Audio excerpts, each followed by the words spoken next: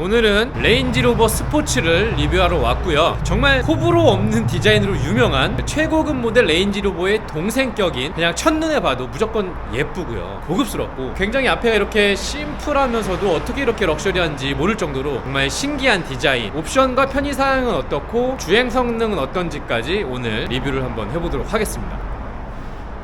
누르면 사이드 스텝, 사이드 미러, 손잡이까지 이렇게 3개가 나옵니다. 여기서부터 그냥 끝났네. 이건 요즘 도어 트림에서 보기 힘든 소재인데 직물 느낌이 나는데, 직물 뭐 싸구려 직물은 아니겠죠. 시트는 약간 버건디, 체리빛에 가까운. 지금 밖에가 굉장히 시끄럽거든요. 외부 소음이 정말 잘 차단이 됩니다. 레인지로버의 스포츠라는 이름이 들어갔잖아요. 운동 성능을 강조한 레인지로버의 동생 모델인데, 이 스티어링만 딱 잡았을 때 이 그립감, 그 다음에 이 얇기, 이런 느낌이 잘 달리게 생겼습니다. 커브드로 이렇게 안쪽으로 R이 진 게 아니라 요렇게 바깥으로 약간 이렇게 커브드로 돼 있는 거, 요거 좀 특징적이네요. 이게 요 핸들 리모컨에 라이팅이 꺼졌을 때는 없었는데 이게 들어오네요. 평소에 보는 자동차 계기판의 각도랑 조금 다릅니다. 이렇게 조금 누여져 있어요. 이게 시인성을 좋게 만들려고 일부러 그랬겠죠. 계기판 라인도 그냥 사각형이 아니고 이렇게 각이 져갖고 세련돼 보이면서 시인성을 강조하기 위해서 이렇게 각도를 누인 모습, 요 각도, 그리고 얘도 역시나 옆에서 봤을 때 이렇게 각도가 생각보다 많이 누여졌습니다. 이게 햇빛이 들어왔을 때 시야 방해가 안 되고 어느 각도에서 보든 좀 잘 보이게 하려고 그렇게 일부러 이렇게 만들어 놓은 것 같기도 하고요. 누르고 당기는 걸로 온도 조절, 열선 조절, 바람 조절, 이런 것들을 한 번에 할 수 있습니다. 이렇게 온도 조절을 할 수 있고요. 이렇게 당겨서 바람, 이렇게 열선 조절도 할 수가 있습니다. 실내의 고급스러움은 100번 말해도 모자람 없을 정도로 블랙 하이그로시, 그리고 요 가죽 소재, 메탈 소재, 이런 것들이 굉장히 고급스럽습니다.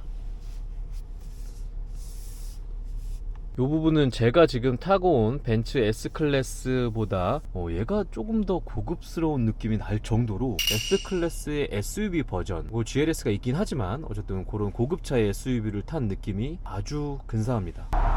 근데 밖에는 이렇게 시끄러워요. 이게 모토가 아니라는 게 조금 아쉬워요. 이 디스플레이도 이렇게 커브드 패널이 달려있네요. 얘도 역시나 시트를 눕혔을 때, 그리고 세웠을 때 각도에 따라서 잘 보이게 하려고 이렇게 만들어진 것 같고요. 등받이 각도가 조절이 되는 버튼이 있습니다. 근데 생각보다 이게 엄청 빨리 되네. 어떤 느낌이냐면, 딜레이가 1도 없이 엄청 빨리 되죠. 신기합니다. 좀 천천히 움직여야지 좀 럭셔리한 느낌이 날 것 같은데 생각보다 빨리 움직여서 깜짝 놀랐네요. 레그룸은 굉장히 넓고요. 이게 레인지로버랑 휠베이스가 같기 때문에 동생 모델이라도 이 실내 공간이 레인지로버 일반 모델에 비해서 좁거나 그러진 않습니다. 물론 레인지로버는 롱휠 베이스가 나오겠죠. 지금 제가 전시장에서 숏바디를 봤을 때는 얘랑 실내 크기가 큰 차이가 없습니다. 천장, 필러 이런 데 모든 게 소재가 너무나 고급스럽기 때문에 비싼 차에 탔다는 느낌이 확실하게 듭니다. 계속 아쉬운 거는 요걸 내가 올려야 된다는 거. S클래스는 이게 올라가죠. 그리고 이쪽에 공조도 똑같이 앞에처럼 뒷좌석에 통풍 시트 열선까지 같이 들어가 있는 모습.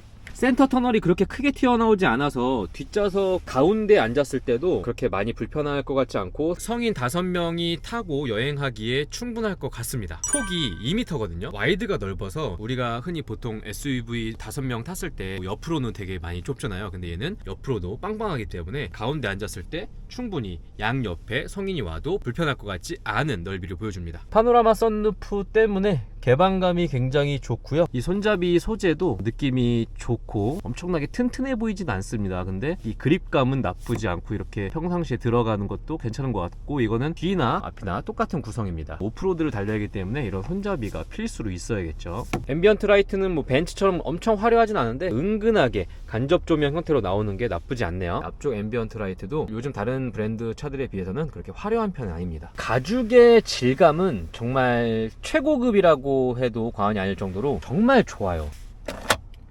이것도 전동 시트 빨리 움직였던 것처럼 굉장히 빨리 이렇게 튀어나오네요. 얘 형 모델 레인지로버는 좀 천천히 나와요. 그 약간은 좀 차이점이에요. 여기 끈이 있죠. 이걸 당기고 요 암레스트를 통째로 내리면은 스키스루가 됩니다. 네, 트렁크에서부터 이렇게 긴 물건, 스키나 보드 같은 걸 실을 때 활용할 수 있게끔 이게 통째로 내려옵니다. 뒤에서 내릴 때 한 가지 조금 아쉬운 거는 요거는 이제 차체 구조상 어쩔 수 없었던 부분 같은데, 요 발판, 사이드 스텝이 내릴 때 보통 뭐 요 앞에를 밟을 것 같지 않고 요 정도 내릴 것 같은데 거의 끝을 밟고 내리는 그런 느낌입니다.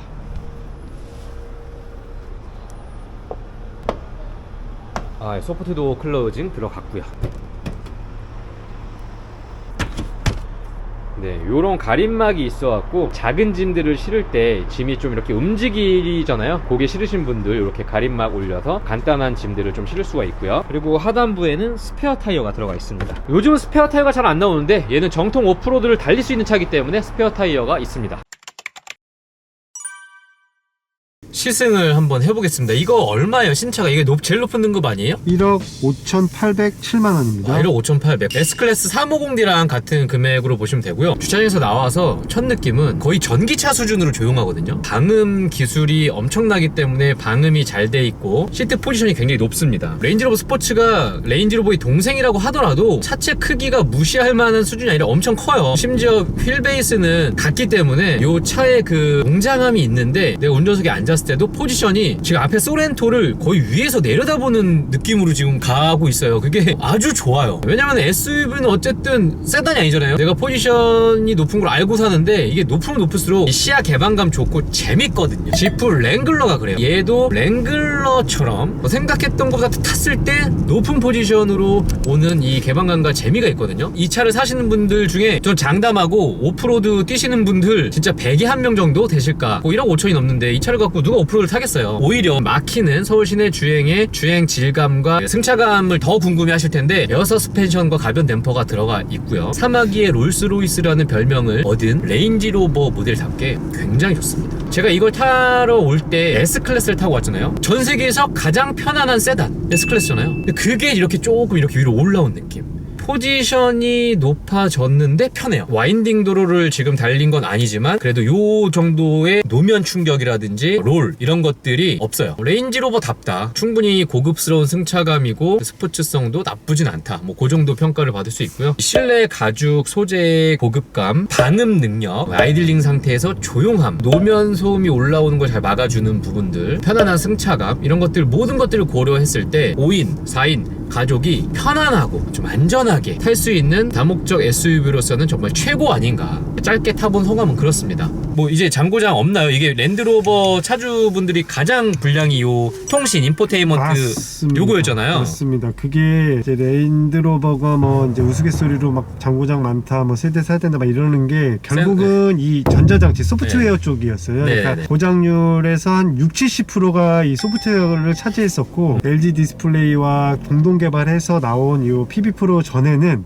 렉이 걸린다던가 소프트웨어가 좀 전자라서 좀 엉키는 경우가 있어요. 물론 국산차는 좀 그런 빈도수가 굉장히 적지만 무조건 센터에 들어갔어야 됐고 거기서 진단기 물려서 업데이트를 했어야 됐어요. 근데 PB 프로 되면서 소타라는 기능, 그러니까 와이파이만 되면 업데이트가 가능합니다. 그러니까 굳이 센터를 안 가도 이제는 수리가 된다는 거죠? 맞습니다. 근데 이제 그런 빈도수, 그러니까 엉키거나 렉이 걸린다거나도 현저히 줄었고, 혹시나 그런다 할지라도 와이파이가 되는 데에서는 업데이트가 가능하기 때문에 쉽게 해결되는 개선이 많이 됐다는 얘기죠. 네네네.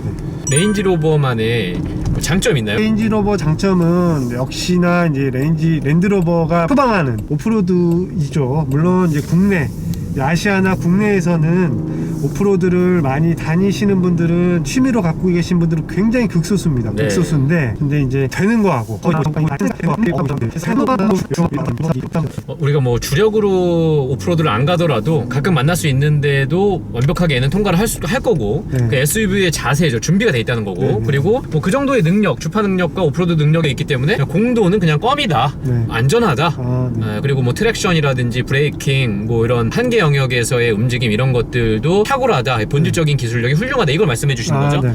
네, 그렇죠. 그거는 사실 현대기아랑 다른 점은 맞죠. 네, 정리를 아주 잘해주시네요. 네, 우리가 아주 잘해주시고 핵심을 맞습니다. 그거고 그 다음에 이제 진짜라는 거죠. 진짜 찐땡이라고 많이 하는데 흉내만 낸 게 아니에요. 모두가 SUV들이 있으면 저기 뭐 팰리세이드도 가고 모하비도 가고 하는데, 물론 모하비도 뭐 훌륭한 SUV이긴 하나 영화에서나 뭐 CF 같은 데서 보면 이렇게 도바퀴는 경사면에 올려놓고 이렇게 주파를 한다던가 그런 것들이, 얘네는 뭐 아무리 럭셔리 SUV를 표방하더라도 됩니다만 얘네는 모드조차도 없고 만약 있더라도 사실은 예의상이 있는 거죠. 그걸 했다가는 고장나고 큰일 나죠. 사고 나죠. 맞습니다. 그러니까 사실 뭐 팰리세이드, 산타페, 소렌토 얘네들은 SUV가 본질적인 SUV의 그 의미를 뜻하는 건 아닙니다. 사실은. 왜냐면 도시명이잖아요. 네, 룩이죠, 룩. SUV 룩. 그렇죠, 그렇죠. 도시명이고 그냥 차마 높아진 수준이라고 얘기할 수도 있습니다. 왜냐면은 레인지로버 앞에서는. 그렇죠. 레인지로버 앞에서는. 그게 맞고요. 방금 모하비를 얘기했는데, 모하비는 이제 국내 차에서 정말 잘 만든 몇 대 안 되는 차고, 최고의 국산차를 저는 뽑으라고 하면은 그 안에 모하비가 들어가거든요. 그러니까 세 손가락 안에 들어가는 게 모하비인데, 모하비는 기본적으로 프레임 바디의 승차감이 안 좋아요. 요걸 얻기 위해서 이걸 포기하는 거예요. 맞아요. 저처럼 잘생긴 얼굴과 키를 바꾼 것처럼. 에이씨, 왜 저래 진짜. 죄송합니다, 여러분. 엔지. 네, 그런 건데, 우리가 SUV를 선택을 할 때 레저 활동은 분명히 염두를 해두고 선택을 합니다. 그런 SUV를 선택하시는 분들 중에서 럭셔리 했으면 좋겠다, 야외 활동을 할 때 S클래스를 타고 가기에 조금 불편한 부분들이 있기 때문에, 그렇다고 내 수준에서 좀 더 낮은 걸 탄다기보다는 S클래스 같은 느낌의 고급감을 갖고 있는 SUV를 타야겠다 하시는 분들, 이게 맞는 것 같고요. 그리고 이 랜드로버라는 브랜드에서 레인지로버가 조금은 투머치 부담스러울 수 있는 분들, 그리고 디펜더는 좀 오프로드적인 부분들과 개성은 확실하지만 이런 조금 고급감이 좀 떨어지기 때문에 그 중간에서 타협하고 싶으신 분들, 금액적으로도 좀 그렇게 뭐 쪼들리지 않고 여유가 좀 있으시면서 SUV의 본연의 능력, 오프로드 주파, 뭐 도강, 그리고 험로, 이런 부분들이 디펜더급 정도 되면서 레인지로버의 고급감까지 같이 갖고 갈 수 있는, 돈 좀 부족하신 분들, 레인지로버 못 사시는 분들이 사는 게 아니라 그 디펜더 한 대, 레인지로버 한 대 이렇게 두 대 살 바에 요거 한 대로 끝내겠다 하시는 분들께 딱 맞는 모델이 아닌가 싶습니다. 제 생각은 그래요. 지금 짧게 타본 딱 경험상은 그렇습니다.